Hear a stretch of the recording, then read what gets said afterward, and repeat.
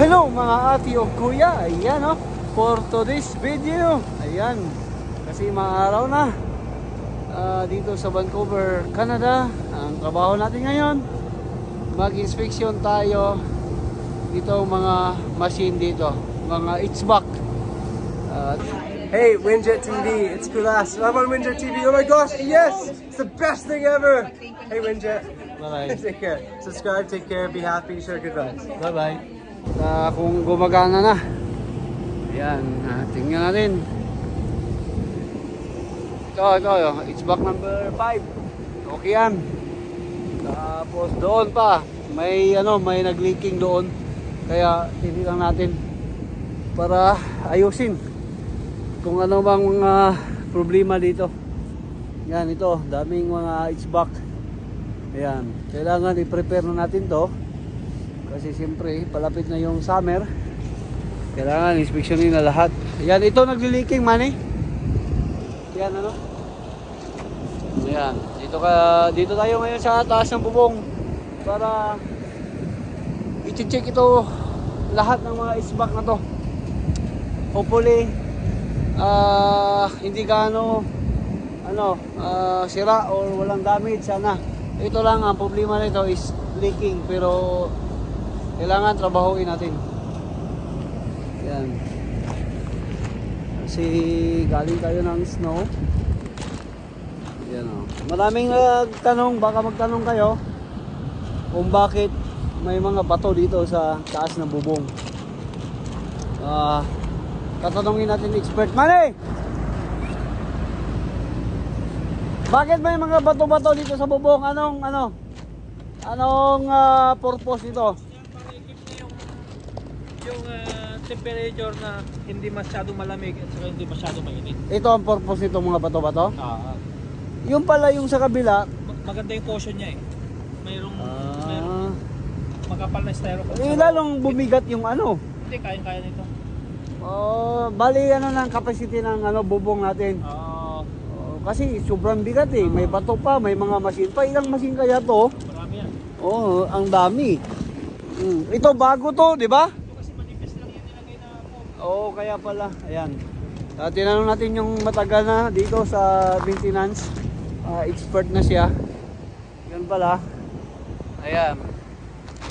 At saka lumang design. Yung mga bato kasi yung nandoon sa kabila namin building, hindi naman bato. Yun eh, spalto eh. Ayan, ito. Lahat to i-check namin. Ayan. Tingnan mo doon sa kabila, bagong roof na yan hindi na bato ang ginamit. Ito, lumang style to eh. At saka doon din sa amin, sa kabilang building,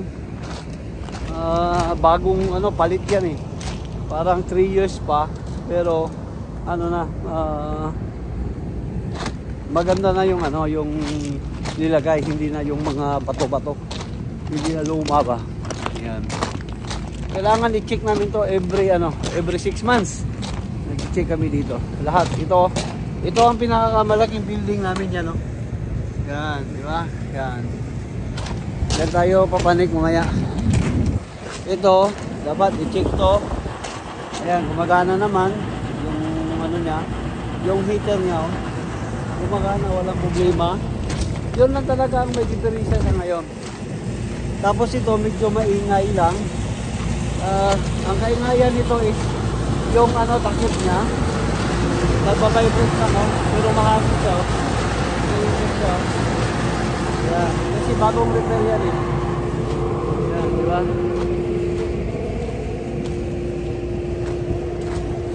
Pasensya na po kayo lalo gumagalaw yung camera.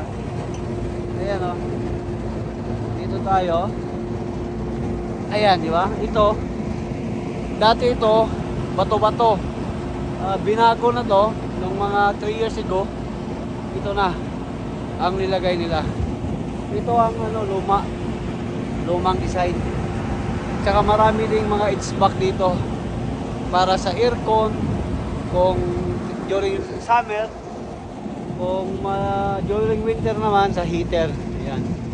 Gumagana naman, so far so good naman yung natin, yung mga machine natin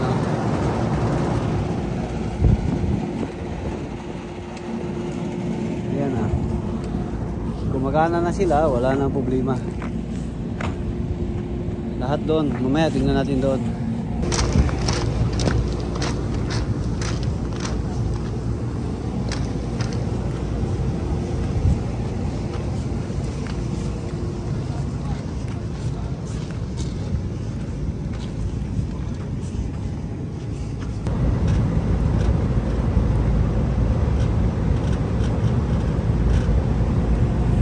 Pero joint lang data, di ba? O break on switch na.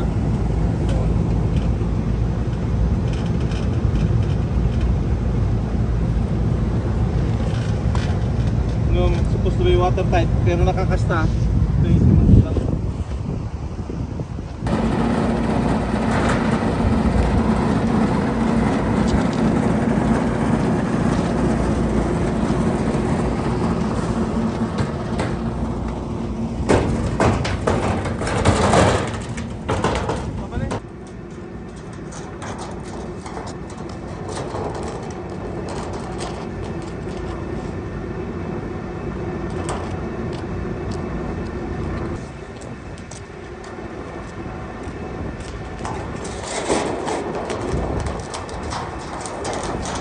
Ayaw mo mahulog eh.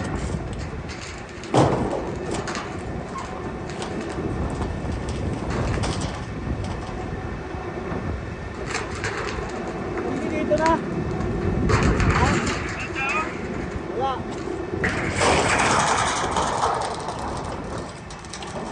Lagyan pa. Ihulog mo.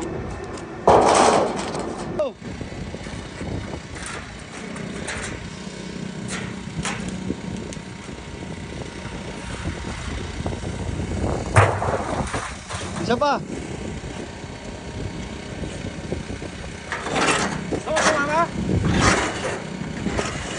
Tapos na kaming mag-inspeksyon doon. Maraming salamat sa inyong panonood.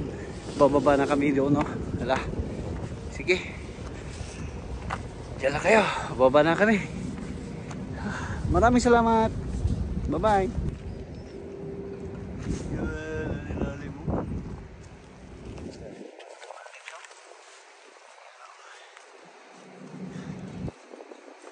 Ingat tayo dito. Medyo malalim. Okay, baba na ako. Hindi na. Bye-bye, ha? Hi there, this is Andrew E. Kindly subscribe to Winjet TV sa kanyang YouTube channel, okay? Andrew E. Boy.